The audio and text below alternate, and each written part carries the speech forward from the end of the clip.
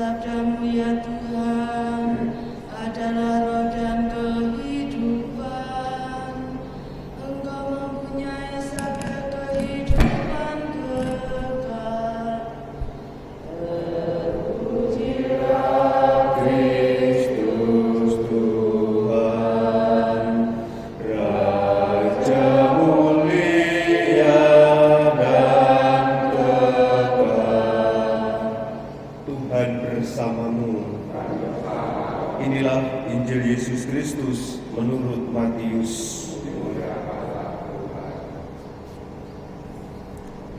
Dalam khotbah di bukit, Yesus berkata kepada murid-murid-Nya, "Janganlah kamu menyangka bahwa aku datang untuk meniadakan hukum Taurat atau kitab para nabi, aku datang bukan untuk meniadakannya, melainkan untuk menggenapinya.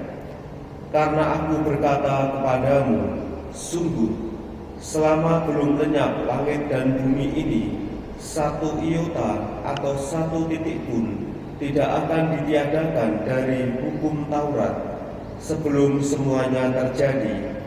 Karena itu, siapa yang meniadakan salah satu perintah Taurat, sekalipun yang paling kecil, dan mengajarkannya demikian kepada orang lain, ia akan menduduki tempat yang paling rendah di dalam kerajaan surga. Tetapi siapa yang melakukan dan mengajarkan segala perintah, ia akan menduduki tempat yang tinggi di dalam kerajaan surga. Demikianlah sabda Tuhan.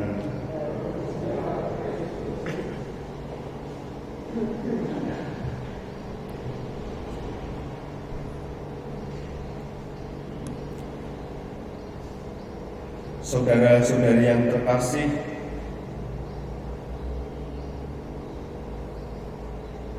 adanya hukum, peraturan, tata tertib, dan lain sebagainya dibuat, diciptakan, dirancang bertujuan untuk mengatur supaya hidup manusia menjadi harmonis, tidak terjadi kekacauan, bisa terciptanya suatu ketertiban serta kebaikan bersama.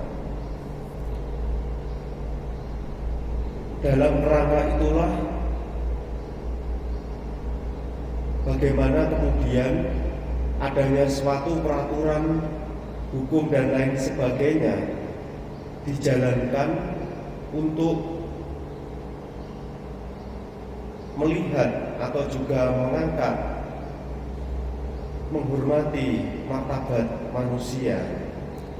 Bisa jadi kemudian hukum dijalankan begitu saja tanpa melihat muatan yang ada di dalamnya, yaitu untuk mengangkat, melihat martabat manusia demi terciptanya kebaikan bersama. Yesus pada hari ini memberikan sabdanya bahwa dia datang bukan untuk meniadakan, melainkan untuk menggenapinya. Yesus selama berkarya dan juga di dalam percakapan maupun sikapnya terhadap hukum-hukum Taurat, di mana sebagai hukum yang saat itu berjalan, Yesus sama sekali tidak meniadakan, dia justru menggenapinya. Disinilah Yesus mau memberikan suatu spirit, memberikan suatu hal yang lebih penting, bahwa di balik adanya hukum-hukum itu kita perlu melihat adanya suatu muatan, hal yang perlu diperhatikan, yaitu soal mengangkat, menghargai martabat manusia demi terciptanya kebaikan bersama. Maka Yesus mengatakan bahwa mereka yang melakukan dan mengajarkan segala perintah Taurat akan menduduki tempat yang tinggi dalam kerajaan surga.